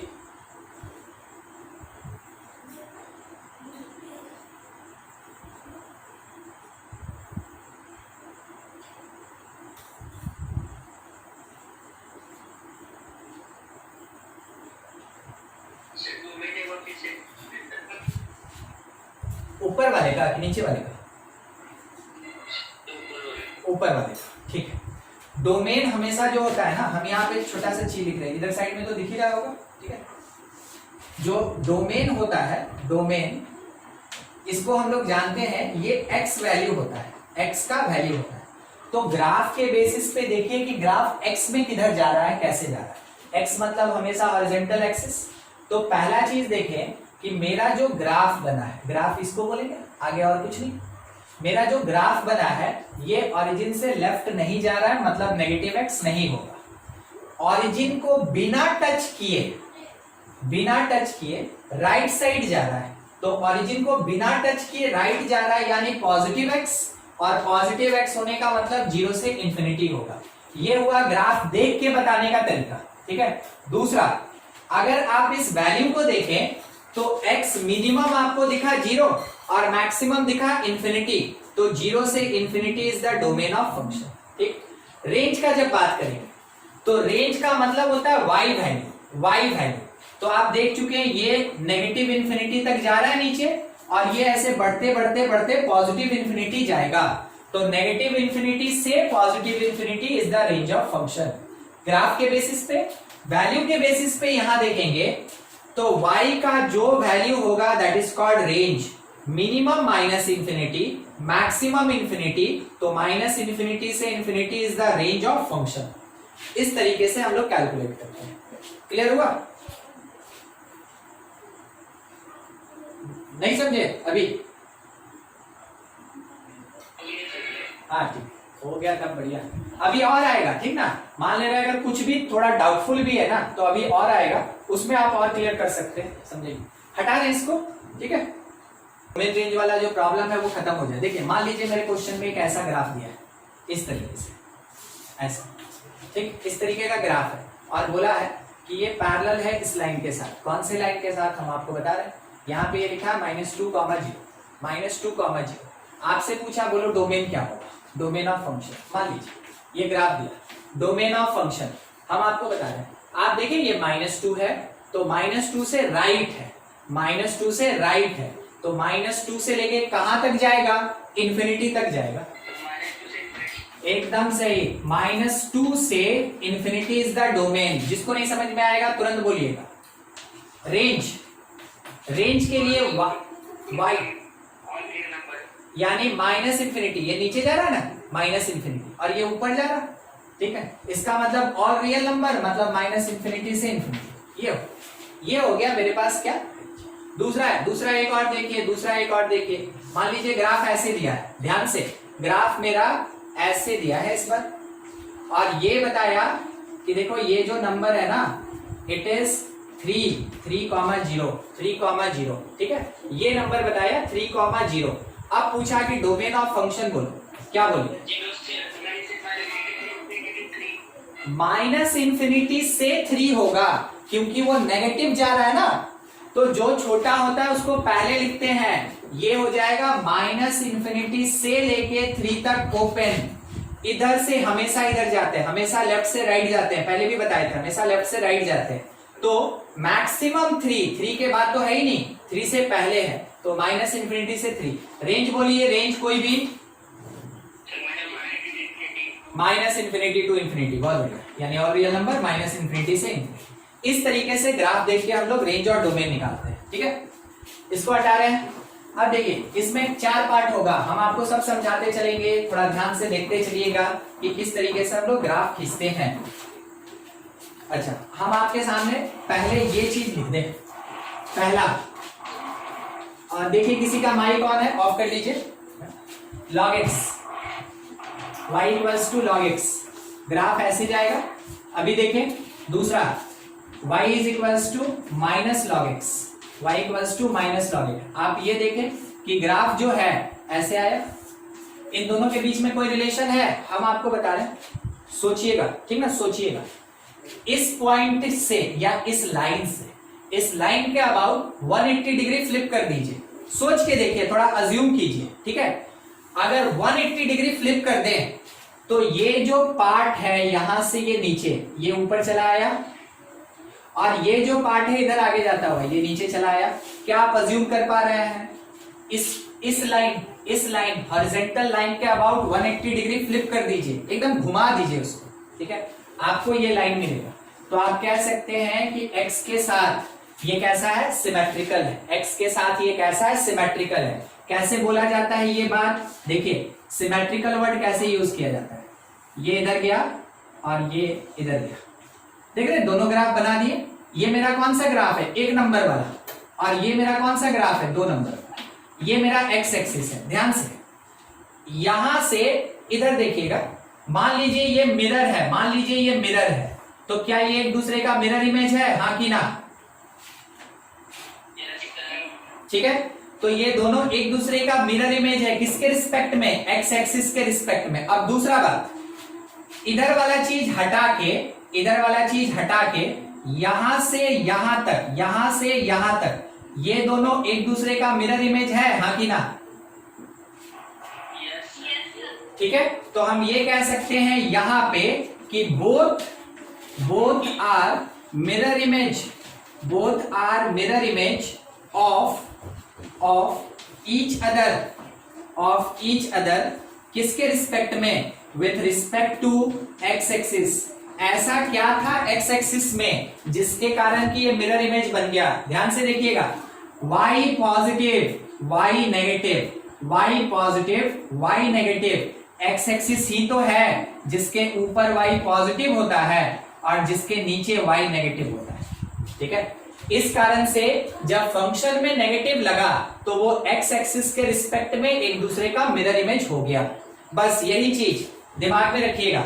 अभी देखिए, बिना कुछ लिखे हम लोग ग्राफ बनाएंगे, ठीक ना, 2 और फंक्शन का ग्राफ बनाएंगे और उसमें यही कॉन्सेप्ट यूज करेंगे। देखिएगा 3 नंबर मेरे पास क्या है वो सुन लीजिए, y is equals to log of minus x, log of minus x. हम आपको बता दे रहे हैं इसका ग्राफ, इसके बाद वाला हम पूछ लेंगे। माइनस एक्स ये ऐसे जाएगा, ठीक है, ये इस तरीके से जाएगा। सर कैसे पता चला इस तरीके से जाएगा? फिर से एक बार सुनिए, ये y एक्सिस है, y के इधर x नेगेटिव होता है और y के इधर x पॉजिटिव होता है। y के लेफ्ट में x नेगेटिव होता है, y के राइट में x पॉजिटिव होता है। तो मेरा यहां पे पॉजिटिव x लिखा, यहां पे नेगेटिव x लिखा, जो बताया कि ग्राफ जो है वो y के अबाउट मिरर इमेज होगा। पॉजिटिव x नेगेटिव x, इसमें और इसमें यही ना डिफरेंस है, यहां प्लस x है, यहां माइनस x है। तो प्लस x और माइनस x किसके रिस्पेक्ट में मिरर इमेज? y एक्सिस के रिस्पेक्ट में मिरर इमेज। सोच के देखिए, इसका इमेज इसके रिस्पेक्ट में ऐसे घूम के बनेगा। फ्लिप कीजिए, इस बार तो ऊपर कर रहे थे ना, इस बार क्या कीजिए, इधर राइट से लेफ्ट फ्लिप करके सोचिए, वो चीज ये दिखेगा आपको। फ्लिप करके थोड़ा सोचिए, आपको ये दिखेगा, ठीक है। तो ये दोनों मिरर इमेज है, किसके रिस्पेक्ट में? किसके रिस्पेक्ट में? y के रिस्पेक्ट में, ठीक है।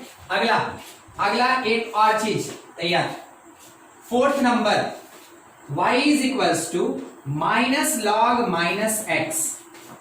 बोलिए किसके रिस्पेक्ट में मिरर इमेज बनेगा और किसका बनेगा? पहला x के रिस्पेक्ट में मिरर इमेज बनेगा, एकदम सही। x के रिस्पेक्ट में मिरर इमेज बनेगा, एकदम सही। किसका बनेगा? 1 का, 2 का, 3 का, किसका बनेगा? सर 2 का, सर 2 का, 3 का, 3 का। जब आप x के रिस्पेक्ट में बोले ना तो 3 का बनेगा, और जब आप y के रिस्पेक्ट में बोलते तब 2 का बनता। ये जो पार्ट है उसमें, ठीक है, समझिएगा फिर से एक बार। हम बोल रहे हैं क्या, ये जो पार्ट है माइनस लॉग माइनस एक्स, इसका दो रिलेशन, एक रिलेशन इसके साथ माइनस लॉग एक्स, ये 2 नंबर था, और एक रिलेशन इसके साथ लॉग माइनस एक्स, ये 3 नंबर है। तो देखिए लॉग माइनस एक्स का लॉग माइनस एक्स, मगर आगे माइनस और यहां पे प्लस, आगे माइनस यहां पे प्लस, तो ये x के अबाउट मिरर होगा, x के अबाउट मिरर होगा, क्योंकि y का वैल्यू चेंज करेगा। यहां माइनस लॉग मगर प्लस x का माइनस x हो गया, प्लस x का माइनस x, या माइनस x का प्लस x हो गया, तो ये y यहां पे मिरर की तरह काम करेगा। समझे ना कब क्या होता है? देख लीजिए एक बार, minus log minus X, minus log plus X, क्या डिफरेंस? x का माइनस एक्स। इसमें और इसमें डिफरेंस देखिए, माइनस एक्स तो है ही, प्लस लॉग का माइनस लॉग, तो जब कभी भी आगे में माइनस लगा तो x मिरर की तरह काम करेगा, अंदर में माइनस लगा y मिरर की तरह काम करेगा। शायद आप इस डिफरेंस को पहचान गए। तो अगर हम 3 नंबर के लिए बात करें कि इसके रिस्पेक्ट में ये किसका मिरर होगा, तो आप क्या बोल सकते हैं वहां पे?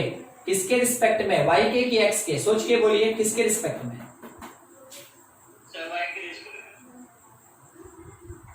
मिस कर गए। 3 नंबर x मिरर की तरह काम करेगा, x के रिस्पेक्ट में। देखिए यहाँ सारा चीज लिखा हुआ है, सारा चीज लिखा हुआ है, ठीक है। उसको अभी हम स्टेटमेंट भी बना देंगे, अगर दिक्कत हो रहा है हम उसका स्टेटमेंट भी बना देंगे, मगर ये जो लिखे हैं ये आपको समझ में आना चाहिए। और इसके बेसिस पे हम आपसे पूछें कि अगर 3 के रिस्पेक्ट में ये मिरर बन रहा है तो कौन से एक्सिस के रिस्पेक्ट में? तो x मिरर की तरह काम करेगा। इसको फ्लिप कीजिए, ऐसे ऊपर फ्लिप कीजिए ऊपर, और सोचिए ग्राफ आपका ऐसा है, ग्राफ इस तरीके से फ्लिप करके सोचिए, ठीक है। ये बन गया ग्राफ किसका? माइनस लॉग माइनस एक्स का। ये मेरे पास 4 ग्राफ है लॉग का, इसके अलावा और कोई फॉर्मेट नहीं होता है। क्या आप ये लिख लिए हैं? हम आपको एक चीज दिखाना चाहते हैं, ये लिख लिए हैं, ठीक है। तो कंप्लीट कर लीजिए, कंप्लीट कर लीजिए, फिर हम दिखाएंगे। बोलिए बोलिए।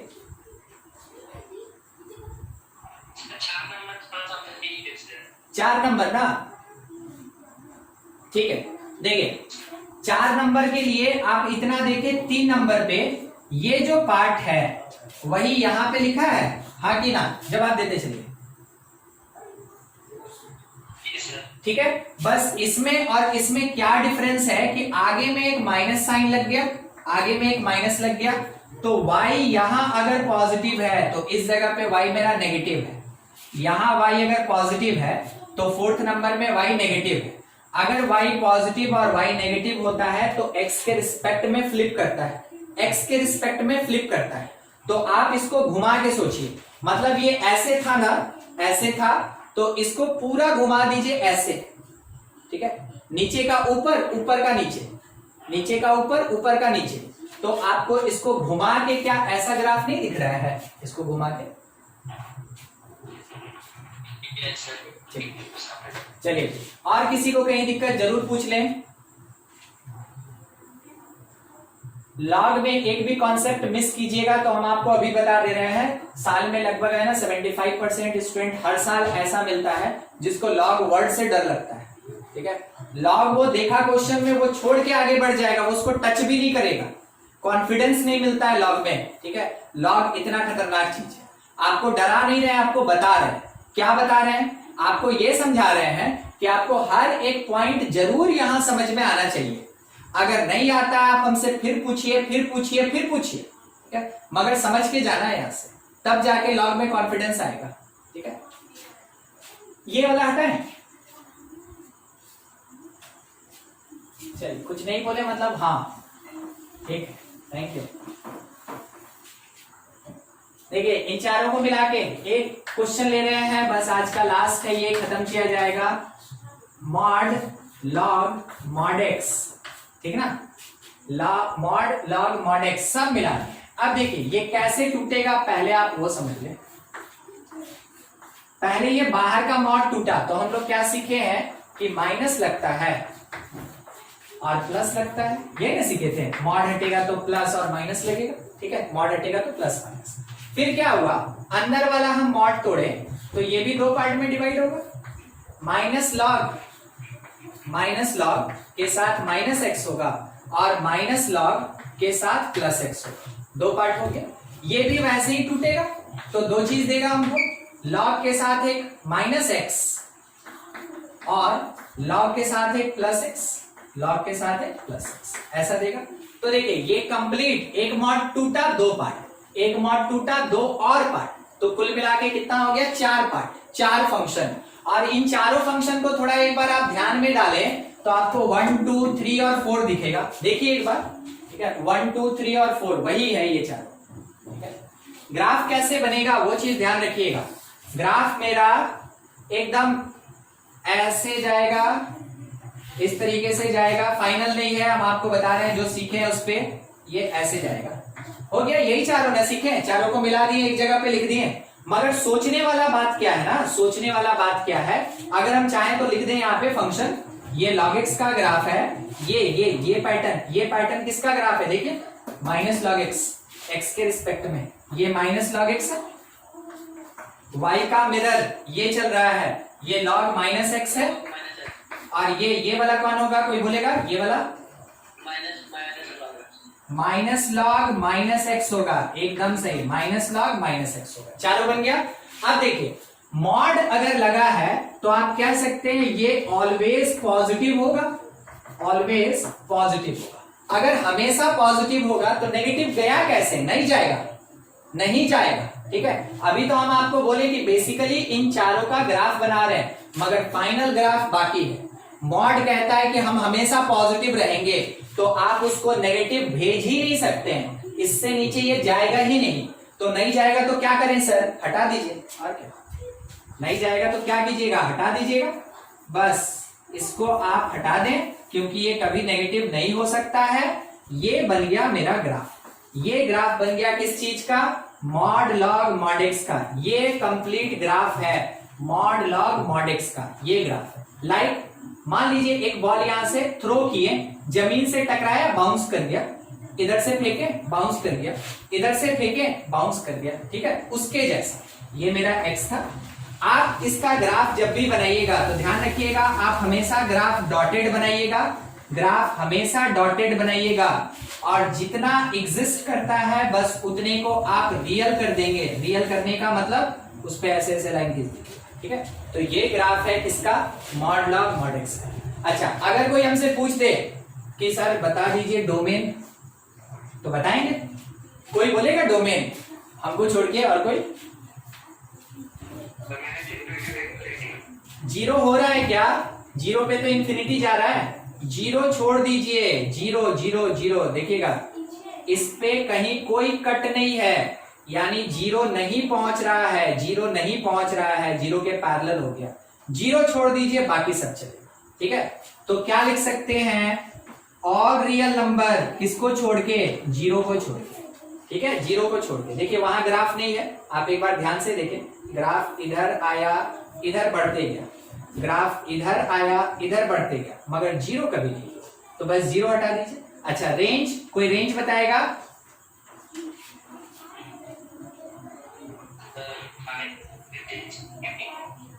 जीरो से इंफिनिटी, पॉजिटिव पॉजिटिव, जीरो से इंफिनिटी, क्या इधर साइड वाला दिख रहा है सबको, हाँ ठीक है, जीरो से इंफिनिटी ऊपर की तरफ जा रहा है, क्या होगा, क्लोज जीरो से लेके इंफिनिटी, क्योंकि देखिए यहां से बॉल आके टकराया था, फिर बाउंस किया था, तो जब इसको टच कर लिया मतलब जीरो होगा, तो क्लोज जीरो से लेके इंफिनिटी। ये हुआ डोमेन और रेंज कौन से फंक्शन का, मॉड लॉग मॉड एक्स का, ठीक है, नोट कीजिए। चलिए आज यहीं तक खत्म करेंगे, नोट कर लीजिए उसको, ठीक है। बाकी अगले क्लास में लॉग और कंटिन्यू रहेगा, आप अभी लॉग से रिलेटेड कोई क्वेश्चन नहीं बनाएंगे, बल्कि जितना आज हम पढ़ाए हैं उसको घर पे जरूर रिवाइज कर लीजिएगा। अगर हो सके तो आज रात में कर लीजिए, नहीं तो एटलीस्ट कल सुबह ही कर लीजिए, नहीं तो लॉग के बारे में लगभग 60% भूल जाइएगा। ठीक है, तो लॉग का हर चीज अपने से ग्राफ, ये सब फंक्शन खुद से लिख लीजिए, अपने से ग्राफ ड्रॉ करने का कोशिश कीजिए, सोचिए कौन किसके रिस्पेक्ट में मिरर इमेज होगा और कैसे होगा। जो लाइन नहीं समझ में आता उसको कॉपी में कहीं पे लिख दीजिए कि सर से पूछना है, ऊपर में एडिट डाल दीजिए सर से पूछना है, और नीचे point by point, point by point, point by point mention कर लीजिए। जैसे अगले क्लास में मिलेंगे आप हमसे पूछना, एकदम कॉपी निकाल के सामने रखे, सर देखिए ना हमको ये पॉइंट में दिक्कत था, सर हमको ये पॉइंट में दिक्कत था, हम आपको बताते चले, क्योंकि लॉग पे मेरा थोड़ा विशेष ध्यान है और आपका भी होना चाहिए। ठीक है, तो आज यही खत्म करते हैं, बाकी अगले क्लास में पढ़ के बैठिए, फिर आगे डील किया जाएगा। Thank you.